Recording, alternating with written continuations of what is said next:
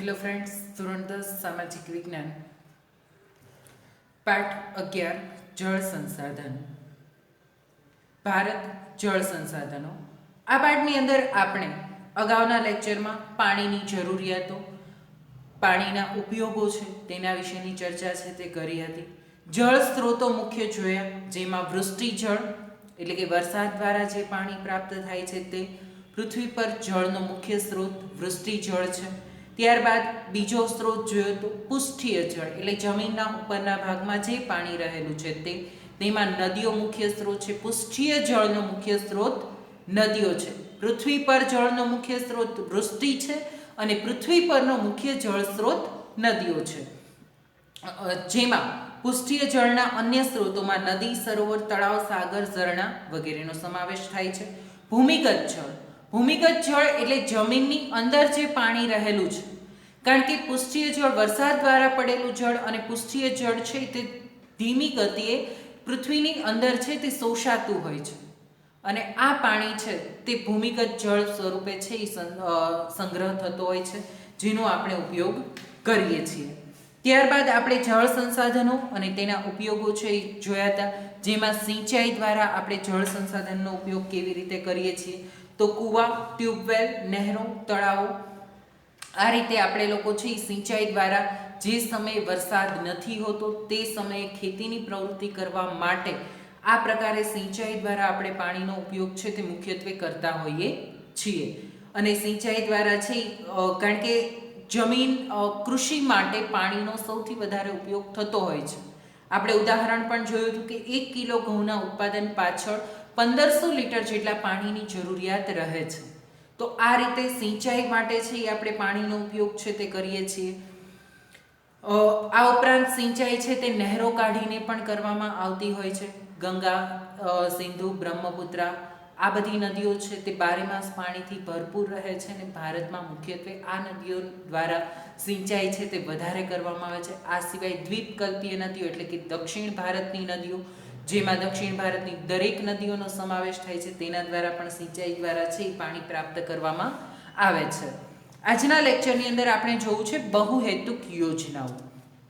તેના નામની જેમ જ મિત્રો આ યોજનાઓ બહુહેતુક યોજનાઓ એટલે એક કરતાં વધુ હેતુ માટે જે યોજનાઓ અમલમાં મૂકવામાં આવેલી છે તે યોજનાને બહુહેતુક યોજના તરીકે ઓળખવામાં આવે છે. આ બહુહેતુક યોજનાનો અર્થ સમન્વિત રૂપે નદી ખીણો સાથે સંકળાયેલ વિભિન્ન સમસ્યાઓને હલ કરવી. કારણ કે નદીઓની સાથે અનેક પ્રકારની સમસ્યાઓ છે સંકળાયેલી રહે છે. જેમ કે નદી ખીણોની સાથે સૌથી પહેલી સમસ્યા છે તો કે પૂર. કારણ કે બધું જ પૃષ્ઠીય જળ છે એ વહીને ક્યાં જાય છે? નદી કે ખીણની અંદર જતું હોય છે. તો નદી કે ખીણમાં નદીમાં પૂર આવવાની શક્યતા રહે છે. તો આજુબાજુનો બધો વિસ્તાર છે તે પૂરના લીધે ઘેરાઈ જાય છે, એટલે પૂરની સમસ્યા છે તે રહેતી હોય છે.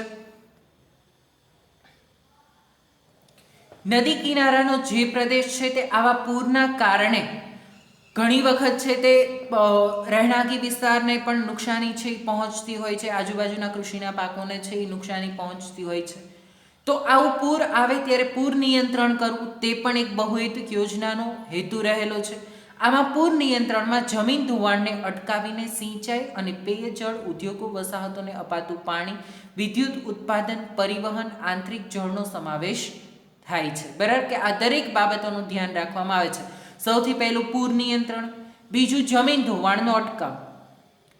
વરસાદ દ્વારા તીવ્ર ગતિથી જ્યારે પાણી છે નીચાણવાળા વિસ્તાર તરફ વહે ત્યારે જમીનનું ધોવાણ પુષ્કળ પ્રમાણમાં થતું હોય છે. તો આ ધોવાણને અટકાવવાનું કાર્ય છે એ થાય છે. સિંચાઈ અને પેયજળ. સિંચાઈ દ્વારા પણ પાણી છે એ પ્રાપ્ત કરવામાં, નદીઓ દ્વારા સિંચાઈ છે તે પણ કરવામાં આવે છે. પેયજળ એટલે કે પીવાલાયક પાણી. ઉદ્યોગોમાં પણ પુષ્કળ પાણીની જરૂરિયાત રહે છે. તો તે સમસ્યાને હલ કરવા માટે આવી બહુહેતુક યોજનાઓ અમલમાં મૂકવામાં આવેલી હોય છે. વસાહતોને અપાતું પાણી. આપણે ગુજરાતની અંદર મહીપરિયેજ યોજના દ્વારા ગુજરાતને પૂરતા પ્રમાણમાં પાણી છે એ આપવામાં આવે છે. તેવી જ રીતે આજુબાજુમાં જે કોઈ વસાહતો હોય તો બહુહેતુક યોજનાનો હેતુ એ પણ રહેલો હોય છે કે વસાહતોને પૂરતા પ્રમાણમાં જરૂરિયાત મુજબ પાણી છે તે ઉપલબ્ધ થાય. વિદ્યુત ઉત્પાદન. સરદાર સરોવર યોજના દ્વારા વિદ્યુત ઉત્પાદન છે એ કરવામાં આવતું હોય છે, એટલે કે આડબંધ બાંધીને પછી પાણી છે એ વધારે ફોર્સથી ત્યાંથી વહે તો તેમાંથી જળ વિદ્યુત છે તે ઉત્પન્ન કરવામાં આવે છે.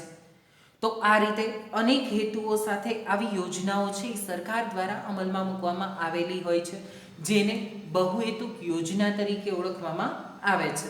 પાઠ્યપુસ્તકમાં તમે સાથે જોજો, ભારતમાં અનેક નાની મોટી નદીઓ વહે છે. ભારત દેશની અંદર કેટલી નાની મોટી નદીઓ છે તે વહે છે, આપણે બધા જ જાણીએ છીએ. ભારતનો જળ પરિવાહ સમૃદ્ધ છે.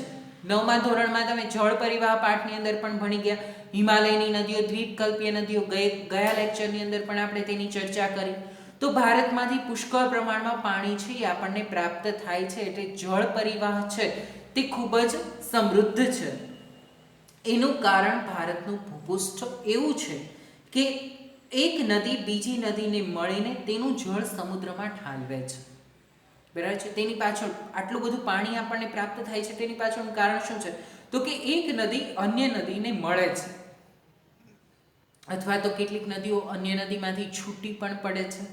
તમે નદી પ્રવાહ પ્રણાલીના પ્રકારો જોયા: વૃક્ષાકાર, આયાતાકાર, જાળી આકાર, પર્વતાકાર, એટલે કે કેન્દ્ર ત્યાગી, ત્રિજ્યા.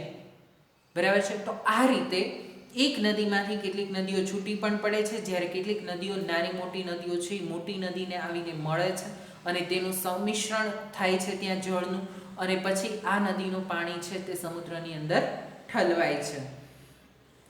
આ જળનો ઉપયોગ અનેક હેતુઓ માટે થાય છે, તે માટે તેને બહુહેતુક યોજનાઓ વિવિધ નદીઓ પર બનાવવામાં આવેલી છે. એટલે કે આ જે કાંઈ પાણી છે તે પાણીનો ઉપયોગ અનેક હેતુ માટે થાય છે, જેની અંદર બહુહેતુક યોજનામાં એટલે કે નદી ખીણો સાથે સંકળાયેલી સમસ્યાઓ હલ કરવી, જેમાં પૂર નિયંત્રણ, નદીની અંદર વરસાદ, વૃષ્ટિ દરમિયાન, ચોમાસા દરમિયાન જે પૂર આવે છે તે પૂરનું નિયંત્રણ કરવું. પૂર નિયંત્રણ બાદ છે પેયજળ એટલે કે પીવાલાયક પાણી છે તે દરેક લોકોને ઉપલબ્ધ થાય. પૂર નિયંત્રણ, જમીન ધોવાણનો અટકાવ. જમીન ધોવાણનો અટકાવ તે પણ તેનો એક મુખ્ય હેતુ રહેલો છે કે જમીન ધોવાણ છે તે ન થાય અને તેનો અટકાવ છે તે થાય. જમીન ધોવાણનો અટકાવ. સિંચાઈ અને પેયજળ. સિંચાઈ એટલે કે ખેતી માટે ઉપલબ્ધ પાણી કરાવવું, અને પેયજળ એટલે કે પીવાનું પાણી છે એ લોકોને વધારે પ્રમાણમાં ઉપલબ્ધ થાય તેનું ધ્યાન રાખવું. પેયજળ. વસાહતોને પૂરતું પાણી છે તે ઉપલબ્ધ કરાવવું, એટલે કે લોકોને પીવાલાયક અને વાપરવા માટેનું પાણી છે તે પ્રાપ્ત થાય. આંતરિક જળ. જળ વિદ્યુત ઉત્પન્ન કરવા માટે તેનો ઉપયોગ છે એ કરવામાં આવે છે. આ ઉપરાંત જમીનની અંદર પણ પાણીનું સ્તર છે તે તળ ઊંચું આવે તે માટે આંતરિક જળ છે તે પુષ્કળ પ્રમાણમાં પ્રાપ્ત થાય તે માટેના પ્રયાસો છે તે પણ કરવામાં આવે છે. આ બહુહેતુક યોજનાનો અર્થ સમન્વિત રૂપે નદી ખીણો સાથે સંકળાયેલ સમસ્યાઓ દૂર કરવી. કેટલીક સુવિધાઓ એવી છે જેવી કે મનોરંજન, વન્યજીવ સંરક્ષણ અને મત્સ્યપાલનના વિકાસનો પણ સમાવેશ થાય છે. જુદી જુદી માનવીની જરૂરિયાતોની સાથે સાથે જ સરદાર સરોવર યોજના, અત્યારે ત્યાં સ્ટેચ્યુ ઓફ યુનિટી મૂકવામાં આવેલું છે. બરાબર છે. સરદાર પટેલની સૌથી ઊંચી પ્રતિમા છે એ ત્યાં મૂકવામાં આવેલી છે. સાથે સાથે જ ત્યાં ખૂબ જ સરસ મજાના ગાર્ડન બનાવવામાં આવેલા છે. તો મનોરંજન માટે અથવા તો સહેલાણીઓ ફરવા જઈ શકે તે માટેની વ્યવસ્થા છે એ ત્યાં કરવામાં આવેલી હોય છે, લોકો મનોરંજન મેળવી શકે. બીજું, વન્યજીવોને રક્ષણ પ્રાપ્ત થાય. બહુહેતુક યોજનાઓ એ માટે પણ અમલમાં મૂકવામાં આવે છે કે આ યોજનાઓ દ્વારા જંગલોમાંથી પણ નહેરો પસાર કરવામાં આવે છે, જેથી કરીને વન્યજીવોને પણ જળ છે ત્યાંથી પ્રાપ્ત થઈ શકે. મત્સ્યપાલનનો વિકાસનો પણ સમાવેશ કરવામાં આવેલો છે કે મત્સ્યપાલન, મછલી જે લોકો પાળતા હોય છે તે લોકોને પાલન છે એ થઈ શકે તે માટેના પ્રયાસો પણ ત્યાં કરવામાં આવેલા છે કે મત્સ્ય પ્રવૃત્તિ છે તે પણ સારી રીતે થઈ શકે. ત્યારબાદ છે કઈ કઈ બહુહેતુક યોજનાઓ ભારતમાં અમલમાં મૂકવામાં આવેલી છે, કે એટલે ભારતની મુખ્ય બહુહેતુક યોજનાઓ. આમ તો અત્યારે ઘણી ખરી બહુહેતુક યોજનાઓ કાર્ય કરે છે, પરંતુ કેટલીક બહુહેતુક યોજનાઓ મુખ્ય છે કે જે બહુહેતુક યોજના તમારા પાઠ્યપુસ્તકની અંદર તેનો કોષ્ટક આપેલું છે અહીં મેં નકશાની અંદર બહુહેતુક યોજનાઓ છે એ દર્શાવવાનો પ્રયાસ કરેલો છે, જુદી જુદી નદીઓ અને તેના લાભાન્વિત રાજ્યો, બરાબર છે. તો પશ્ચિમ બંગાળમાં દામોદર ખીણ બહુહેતુક યોજના અમલમાં મૂકવામાં આવેલી છે, જે દામોદર નદી ઉપર છે એ અમલમાં મૂકેલી છે, અને ઝારખંડ અને પશ્ચિમ બંગાળ આ બંને રાજ્યોને તેનો લાભ છે તે પ્રાપ્ત થાય છે, બરાબર છે. અહીં દર્શાવેલી છે દામોદર નદીની આસપાસ ઝારખંડ અને પશ્ચિમ બંગાળ, ત્યાંથી દામોદર નદી છે એ પસાર થાય છે, અને આ બંને રાજ્યોને તેનો લાભ પ્રાપ્ત થાય. દામોદર નદી ઉપર દામોદર ખીણ બહુહેતુક યોજના અમલમાં મૂકવામાં આવેલી છે. સતલુજ નદી ઉપર ભાખડા નંગલ બહુહેતુક યોજના અમલમાં મૂકવામાં આવેલી છે. ભાખડા નંગલ બહુહેતુક યોજનાનું નામ છે, અને કઈ નદી ઉપર અમલમાં મૂકેલી છે? સતલુજ નદી ઉપર, બરાબર છે. તો આ નદી ઉપર બહુહેતુક યોજના અમલમાં મૂકેલી છે, જેનો લાભ પંજાબ, હરિયાણા અને રાજસ્થાન આ ત્રણેય રાજ્યોને પ્રાપ્ત થાય છે. હીરાકુંડ બહુહેતુક યોજના મહાનદી ઉપર. મહી નદી મિત્રો ઓરિસ્સામાં આવેલી આ નદી છે, અને મહાનદી છે, અને તેનો લાભ ઓરિસ્સાને પ્રાપ્ત થાય છે. હીરાકુંડ યોજના, આ યોજના દ્વારા ઓરિસ્સા રાજ્યને છે પુષ્કળ પ્રમાણમાં લાભ છે તે પ્રાપ્ત થાય છે. કોસી બહુહેતુક યોજના જે બિહારમાં આવેલી છે, આ નદી કોસી નદી, અને બહુહેતુક યોજનાનું નામ પણ કોસી છે, અને નદીનું નામ પણ કોસી નદી ઉપર જ આ યોજના અમલમાં મૂકવામાં આવેલી છે, એટલે કોસી બહુહેતુક યોજના બિહારમાં કોસી નદી ઉપર છે અમલમાં મૂકવામાં આવેલી છે. ચંબલ ખીણ યોજના કઈ નદી ઉપર છે? ચંબલ નદી ઉપર છે. મધ્યપ્રદેશ અને રાજસ્થાનને પણ તેનો લાભ પ્રાપ્ત થાય છે, અને મધ્યપ્રદેશને પણ. અહીં નદી પણ દર્શાવેલી છે. ચંબલ નદી ઉપર ચંબલ ખીણ બહુહેતુક યોજના છે તે અમલમાં મૂકવામાં આવેલી છે. ત્યારબાદ છે તુંગભદ્રા નદી ઉપર તુંગભદ્રા જ બહુહેતુક યોજના અમલમાં મૂકવામાં આવેલી છે. કર્ણાટક અને આંધ્રપ્રદેશ બંને રાજ્યોને તેનો પુષ્કળ લાભ છે તે પ્રાપ્ત થાય છે આ યોજના દ્વારા. નાગાર્જુન સાગર યોજના છે તે કૃષ્ણા નદી ઉપર અમલમાં મૂકવામાં આવેલી છે. આંધ્રપ્રદેશ અને તેલંગાણા, કૃષ્ણા નદી અહીં દર્શાવેલી છે. આંધ્રપ્રદેશ અને તેલંગાણા બંને રાજ્યોને તેનો લાભ છે તે પ્રાપ્ત થાય છે. ત્યારબાદ છે નર્મદા ખીણ યોજના, બરાબર છે. આ યોજનાને અત્યારે આધુનિક નામ છે તે સરદાર સરોવર નામ આપવામાં આવેલું છે. સરદાર સરોવર યોજના પણ કહેવામાં આવે છે, ને નર્મદા ખીણ યોજના ગુજરાત, મધ્યપ્રદેશ, રાજસ્થાન અને મહારાષ્ટ્ર 4 રાજ્યોને તેનો લાભ છે તે પ્રાપ્ત થાય છે. સ્ટેચ્યુ ઓફ યુનિટી જ્યાં મૂકવામાં આવેલું છે, બરાબર છે, તે આ યોજના છે નર્મદા ખીણ અથવા તો સરદાર સરોવર યોજના. બંનેમાંથી કોઈ પણ પૂછાય તમારે આ જ યોજના દર્શાવવાની છે. 4 લાભાન્વિત રાજ્યો છે: ગુજરાત, મધ્યપ્રદેશ, રાજસ્થાન અને મહારાષ્ટ્ર. આ સિવાય પણ કડાણા વણાકબોરી યોજના બહુહેતુક યોજના છે તે મહીસાગર નદી ઉપર, તેનો લાભ ગુજરાતને પ્રાપ્ત થાય છે. ઉકાઈ અને કાંકરાપાર તાપી નદી ઉપર તેની બહુહેતુક યોજના ઉપલબ્ધ છે, અને ગુજરાત રાજ્યને તેનો લાભ પ્રાપ્ત થાય છે. ધરોઈ બહુહેતુક યોજના સાબરમતી નદી ઉપર છે, અમદાવાદની આજુબાજુમાં છે આ યોજના બનાવવામાં આવેલી છે, અને ગુજરાત તેનું લાભાન્વિત રાજ્ય છે. કૃષ્ણરાજ સાગર બહુહેતુક યોજના કર્ણાટક અને તામિલનાડુ આ બંને રાજ્યોને તેનું લાભાન્વિત રાજ્યો છે તે ગણી શકાય છે. સિંચાઈ ક્ષેત્રનું વિતરણ એટલે કે કયા કયા વિસ્તારમાં કેટલા પ્રમાણમાં સિંચાઈ છે તે ઉપલબ્ધ થાય છે, તે સિંચાઈ ક્ષેત્રનું વિતરણ છે તે આપણે જોઈએ તો ભારતના દરેક રાજ્યમાં સંદર્ભે સિંચાઈ ક્ષેત્રમાં તફાવત જોવા મળે છે. દરેક રાજ્યના સંદર્ભે અલગ અલગ પ્રકારનું સિંચાઈ ક્ષેત્ર છે તે જોવા મળે છે.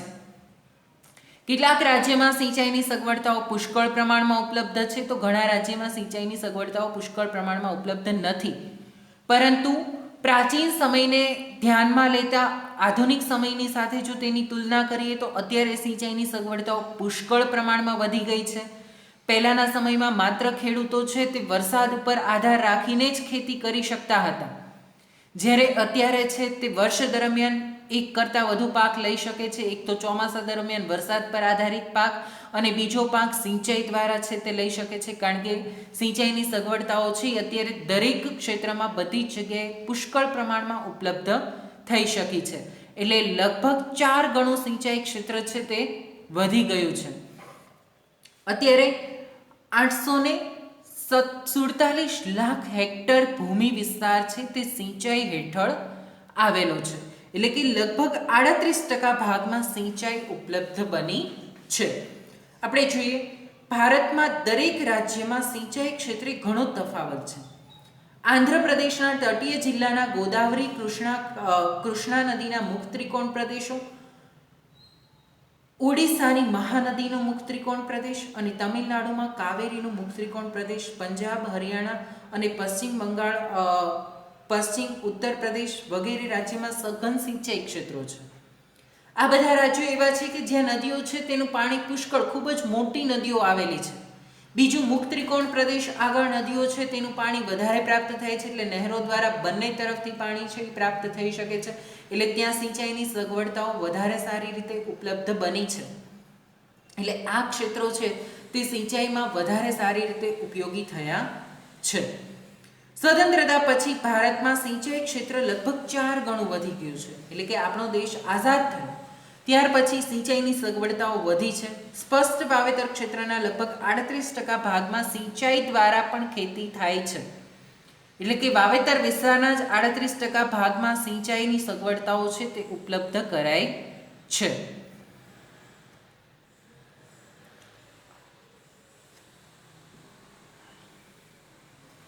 પંજાબમાં 90.8% વિસ્તારમાં સિંચાઈની સગવડતાઓ ઉપલબ્ધ છે.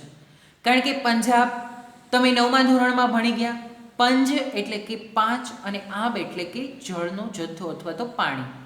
બરાબર છે. પંજાબ છે તે 5 નદીઓનો પ્રદેશ છે અને 5 નદીઓ ત્યાં આવેલી હોવાથી પંજાબ નાનકડું રાજ્ય છે અને ત્યાં 5 નદીઓ પ્રાપ્ત છે અને તેના લીધે ત્યાં સિંચાઈની સગવડતાઓ છે તે પુષ્કળ પ્રમાણમાં ઉપલબ્ધ થયેલી છે. આ સિવાય જમ્મુ અને કાશ્મીર, પંજાબ, હરિયાણા, ઉત્તર પ્રદેશ, બિહાર, તમિલનાડુ આ બધા ક્ષેત્રમાં પણ સિંચાઈની સગવડતાઓ છે તે વધારે પ્રમાણમાં ઉપલબ્ધ છે. ભારતના રાજ્યોમાં સિંચાઈ ક્ષેત્રમાં ઘણી અસમાનતા છે. મિઝોરમના સ્પષ્ટ વાવેતર ક્ષેત્રના કેવળ 7.3% વિસ્તારમાં જ સિંચાઈની સગવડતા છે. આપણે આગળ જોયું બરાબર છે. મિઝોરમમાં સ્પષ્ટ વાવેતર ક્ષેત્ર છે, એટલે કે જેટલા ક્ષેત્રમાં કૃષિની પ્રવૃત્તિ થાય છે તેના માત્ર 7.3% ભાગમાં જ સિંચાઈની સગવડતા ઉપલબ્ધ છે. એટલે કે પહાડી પ્રદેશ હોવાને લીધે અહીં સિંચાઈની સગવડતાઓ છે તે એટલા બધા પ્રમાણમાં ઉપલબ્ધ થઈ શકતી નથી. જ્યારે અન્ય રાજ્યોની અંદર છે તે સિંચાઈની સગવડતાઓ વધારે પ્રમાણમાં ઉપલબ્ધ છે. જ્યારે પંજાબમાં 90.8%. તમે વિચાર કરો, અહીંયા પૂરી 10% પણ સિંચાઈની સગવડતા નથી, જ્યારે પંજાબમાં 90.8%, માત્ર 10% જમીન જ એવી છે કે જ્યાં સિંચાઈની સગવડતા ઉપલબ્ધ નથી. બાકીની બધી જ જમીનોમાં સિંચાઈની સગવડતાઓ છે તે ઉપલબ્ધ થયેલી છે. કુલ સિંચાઈ ક્ષેત્રનું પ્રમાણ સ્પષ્ટ વાવેતરના સંદર્ભમાં ઘણું જ અસમાન છે. બરાબર, આપણે જોયું તેમ કે મિઝોરમમાં છે તે 7.3% છે, જ્યારે પંજાબમાં 90.8%. એટલે કે કુલ જમીન વિસ્તાર છે તેના કરતાં સિંચાઈનું ક્ષેત્રનું પ્રમાણ છે તે ઘણું જ અસમાન જોવા મળે છે.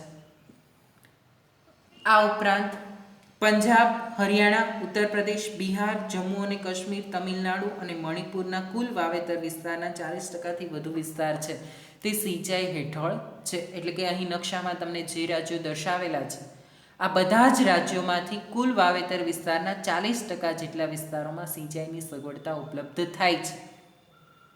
સરેરાશ પંજાબમાં 90.8% છે, તો સામે બીજા રાજ્યોમાં ઓછી સિંચાઈની સગવડતા હોય છે, પરંતુ આ બધા જ રાજ્યોમાં સરેરાશ 40%થી વધુ ક્ષેત્ર છે તે સિંચાઈ હેઠળ છે.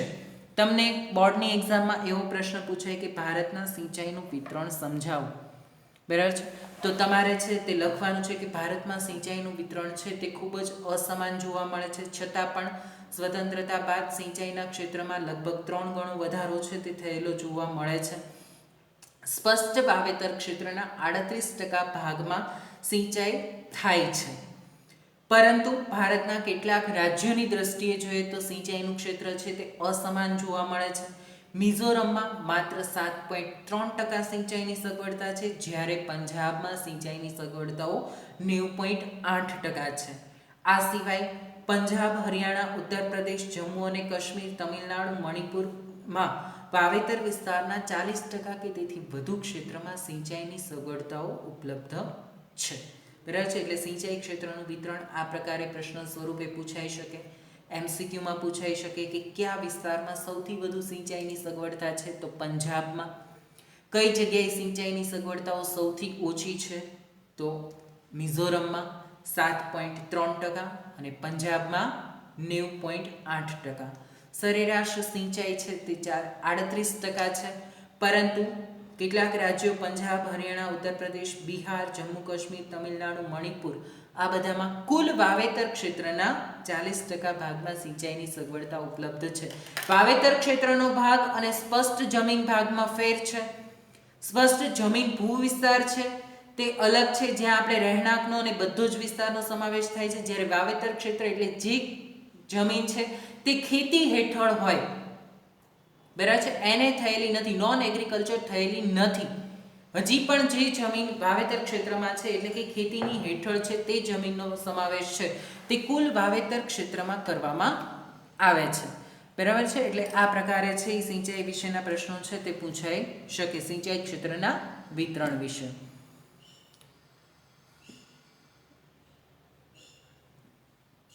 ત્યારબાદ છે જળ સંકટ. જળ સંકટની સમસ્યા છે તે અત્યારે ઘેરી બનેલી છે.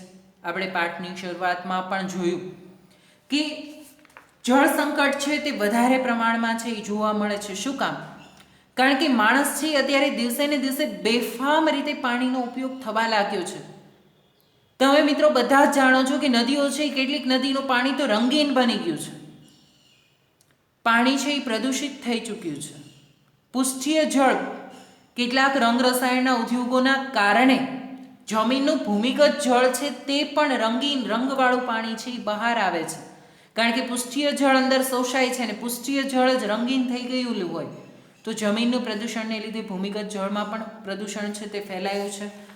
આ ઉપરાંત વધારે પડતી ઉપયોગ છે તે કરવામાં આવે છે, તેના લીધે જળ સંકટની સમસ્યા છે તે ઉદ્ભવેલી છે.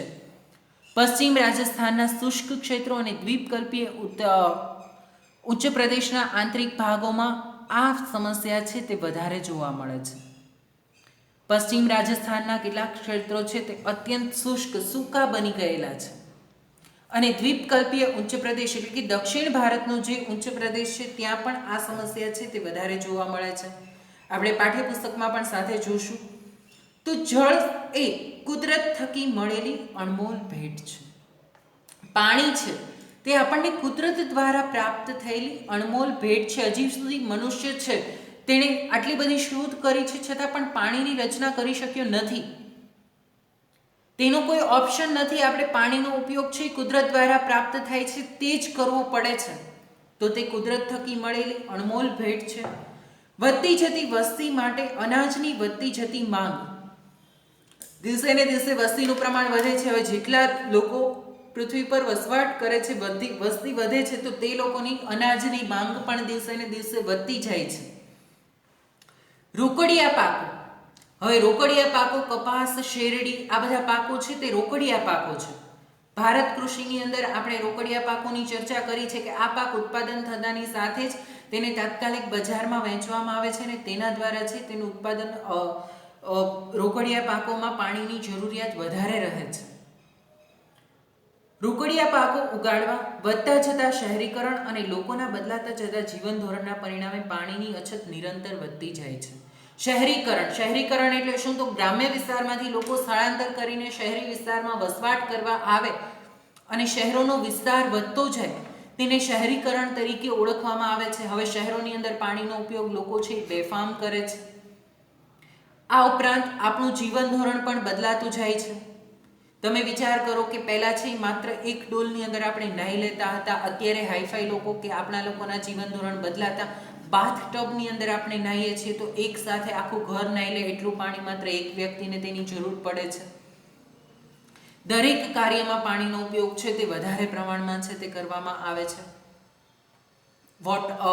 ગેરેજોની અંદર પણ ફોર વ્હીલોની બધું ધોવામાં પણ પાણીનો પુષ્કળ વ્યય છે તે કરવામાં આવતો હોય છે. એટલે લોકોનું જીવન ધોરણ જેમ બદલાય તેમ પાણીનો ઉપયોગ છે તે વધતો જાય છે અને તેના લીધે પાણીની અછત નિરંતર વધે છે.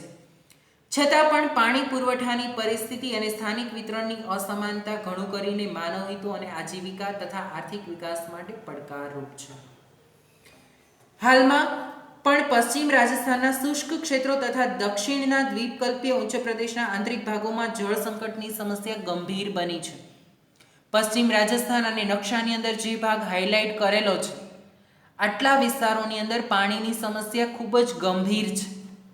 આપણને ગુજરાતમાંથી આ સમસ્યા એટલી બધી નડતી નથી એટલે આપણે તેની ગંભીરતા સમજી શકતા નથી, પરંતુ અહીં દર્શાવેલો ભાગ છે ત્યાં ખૂબ જ પાણીની સમસ્યા છે તે જોવા મળે છે. સેંકડો ગામો તથા કેટલાક નગરોમાં પણ પાણીની ગુણવત્તા ઘટી રહી છે. સેંકડો ગામો અને નગરો, શહેરોની અંદર પણ પાણીની ગુણવત્તા, હવે જે પાણી પ્રાપ્ત થાય, તમે ઘણી વખત ન્યૂઝપેપરમાં એમાં વાંચતા હશો કે ડહોળું પાણી પ્રાપ્ત થાય છે, સ્વચ્છ ચોખ્ખું પાણી છે એ મળી શકતું નથી. તો આ સમસ્યા પણ પાણીની ગુણવત્તા ઘટી છે તેમાં સમાવેશ કરી શકાય તેનો. તેનાથી જળજન્ય રોગો ફેલાય છે. બરાબર છે કે આ બધાના કારણેસર જળજન્ય રોગો છે તે ફેલાય છે. પાણીની ગુણવત્તા ઘટે એટલે પાણી દ્વારા છે તે આપણને ઝાડા ઉલટી જેવા રોગો છે એ થતા હોય છે, ચામડીના રોગો છે એ થતા હોય છે. તો આવા જળજન્ય રોગો છે એ લોકોમાં ફેલાય છે પાણીની ગુણવત્તા ઘટવાને કારણે. પેય જળની પ્રાપ્યતા તથા તેની શુદ્ધતા જીવનની મૂળભૂત જરૂરિયાતો છે. પીવાનું પાણી પ્રાપ્ત થાય અને એ પણ કેવું, તો કે ચોખ્ખું પીવાનું પાણી પ્રાપ્ત થાય તે જીવનની મૂળભૂત જરૂરિયાત છે, મુખ્ય જરૂરિયાત છે. પીવાના પાણીની સગવડો વધારવા માટે કરેલા પ્રયત્નો છતાં પણ પાણીની માંગ અને પુરવઠા વચ્ચે ઘણું અંતર છે. પીવાના પાણીની સગવડતામાં ઘણો વધારો છે કરવામાં આવેલો છે, છતાં પણ પાણીની માંગ અને તેના પુરવઠાની વચ્ચે ખૂબ જ મોટું અંતર જોવા મળે છે. દેશમાં લગભગ 50% ગામોને આજે પણ સ્વચ્છ પેયજળ ઉપલબ્ધ કરાવવાનું બાકી છે. આજે પણ ભારતના 8% શહેરોમાં પેયજળની તીવ્ર અછત છે. પેયજળ એટલે કે પીવાલાયક પાણી. ભારતના શહેરોમાંથી 8% એટલે 108 વ્યક્તિ શહેરોની અંદર વસવાટ કરતા એવા છે કે જેને પીવાલાયક શુદ્ધ પાણી પ્રાપ્ત થતું નથી.